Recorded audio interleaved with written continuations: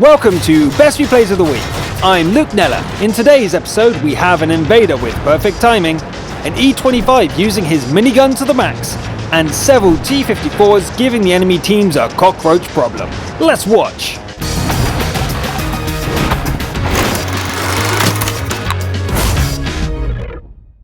Let's start with a different kind of scouting replay for a change.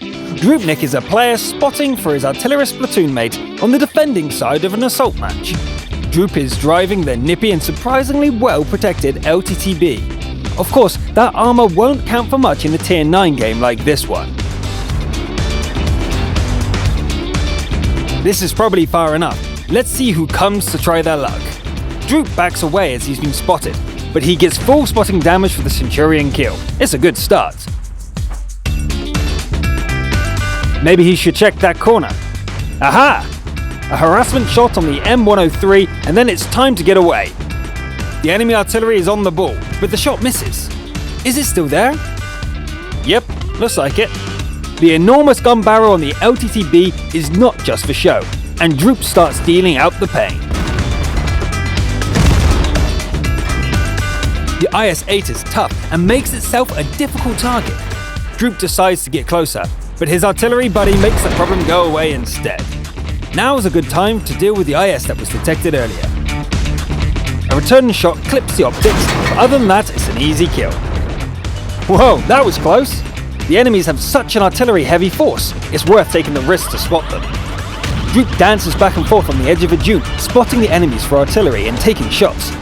One frustrated enemy SPG tries to shotgun him, but it doesn't quite connect. The Borsig has had enough and charges to close combat. The shot really hurts, but the heavy armor means it's the Borsig who's hurting the ram.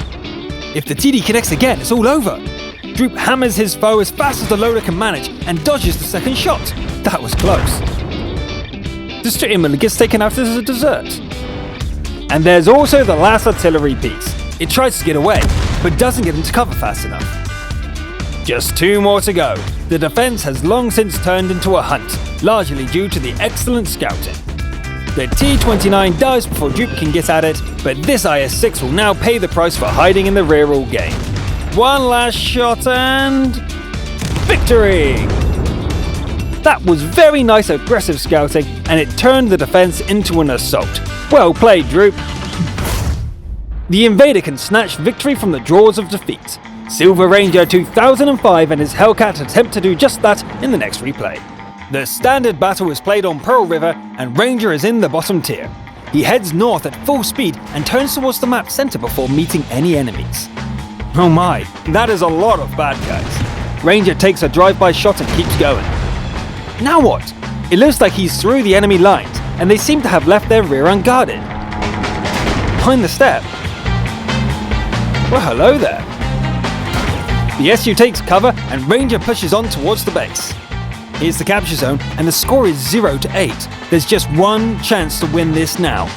Ranger finds what cover he can and waits. 47% capture and it's 2 against 11. Moments later, an enemy defender is spotted and it's a tier 8 heavy. The field is full of enemies. Ranger punches a hole in the WZ and dodges a pair of shots. His next hit kills the heavy and the capture is at 100. Another dodge! The ally dies and Ranger takes a hit, but the capture is finished. Victory!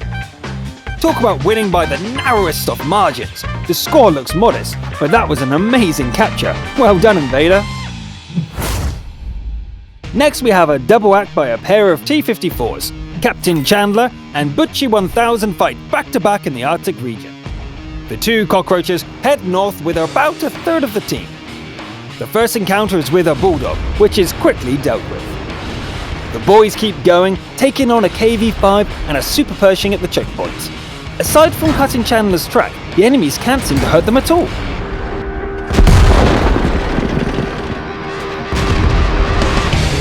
They roll onto the enemy base, and Bushi claims the kill on the TD, who is too slow on the trigger. The second TD is dealt with just as fast, as is the Tiger P. That's 6 kills with 0 damage to their tanks. The T-54 boys split up for a moment, each going for their own target. Bushi takes out a scout, while Chandler takes on a KV-4. The KV is a tough opponent, and Chandler actually takes some damage. Bushi zooms past his remaining opponents and comes to the aid of his platoon mates. They keep moving and pounce on the rear of the two high-tier opponents. As before, the enemies seem almost helpless in the face of such teamwork. The remaining opponents have broken through and are threatening the base. The T-54s speed across the snowy terrain to finish the job. The only real mistake of the match happens when Chandler drives right into Bushi's shot. Well, the game is over. All that remains is mopping up the stranglers. Excellent. This is the sort of maneuver warfare that the T-54 excels at, and your teamwork was just about perfect. Brothers in arms indeed. And now it's time for a simple, refreshing rampage. The tool of destruction is the E-25 premium tank destroyer, and the maniac at the controls is Sander 7897. Sander finds himself on Pearl River. He dashes forward and stops at an ambush spot. Several seconds pass and no enemies appear. Sander gets bored and decides just to hunt them down instead. Finally, something to shoot at. The M6 and the Tiger get taken down quickly, and Sander is just getting warmed up. This will do nicely. Hey, that was my kill! I think I can call you kill number 3. Hold still, damn it! That's better. First the Kappa, and then something should probably be done about this big guy. Ouch! That was a costly mistake there. All in all, dealing with the IS could have gone a whole lot better. Still, a repair kit takes care of the ammo rack, and there are plenty of enemies left to kill. Onwards and upwards. Here we go. He gets in several good shots, but it's probably not a good idea to charge in there.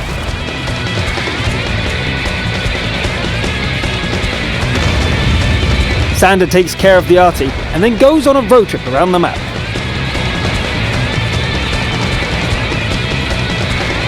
Hey, bonus content! The S-51 is barely a speed bump, and Sander gets busy with engaging the Kappas. The last ally claims the kill, but the TD makes up for that. 8 kills now. Getting the kill on the T1 becomes a competition, and the high rate of fire comes in handy. 9 kills and 1 more to go. There it is, and very nearly claimed by the ally. Sander drives like a maniac, charging the enemy who misses their last shot by inches. Victory with 10 kills. Nice rampage with a nice machine. Top Gun of the week for you. And for the last treat of the day, we have more T-54 goodness. This time it's the light tank variant and is driven by Marmaladen Cakes. Let's just call him Jaffa Cake. He finds himself on steps in a Tier 9 encounter battle. The start gives a good opportunity for a drag race with the Bulldog. Jaffa Cake brought along a few HE rounds for enemy scouts, and the T-71 gets both of them. A cheeky AMX 12-ton manages to damage his gun. Jaffa Cake repairs it and gives chase. Encountering a large American autoloader makes him think better of it though. But here's the T-71 from before. After some circling, the enemy is dead, but his T-54 has taken some damage as well. It's also the only kill for his team so far, with 6 tanks lost. Jaffa Cake joins in on taking down the scary autoloader and takes a shell from the IS-8 for his troubles. Better get out of there. But only for a moment before attacking the IS-8 from a different angle. The fighting biscuit keeps the enemy tracked, making it an easy mark for allies. Take that!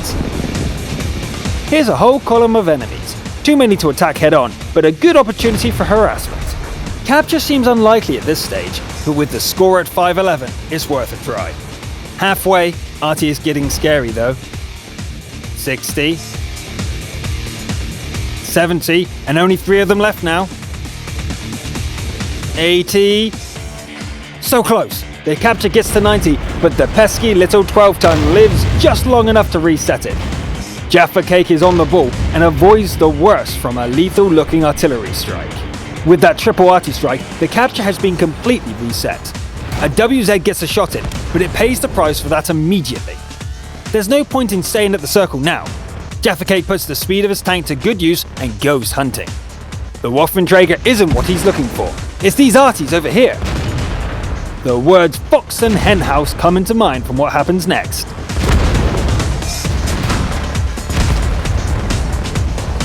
No more arty threat, but the allies in the circle are getting overrun.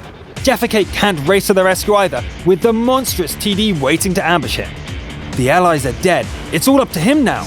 The enemy TD has a lot of health left, and all it needs is a single hit to end this.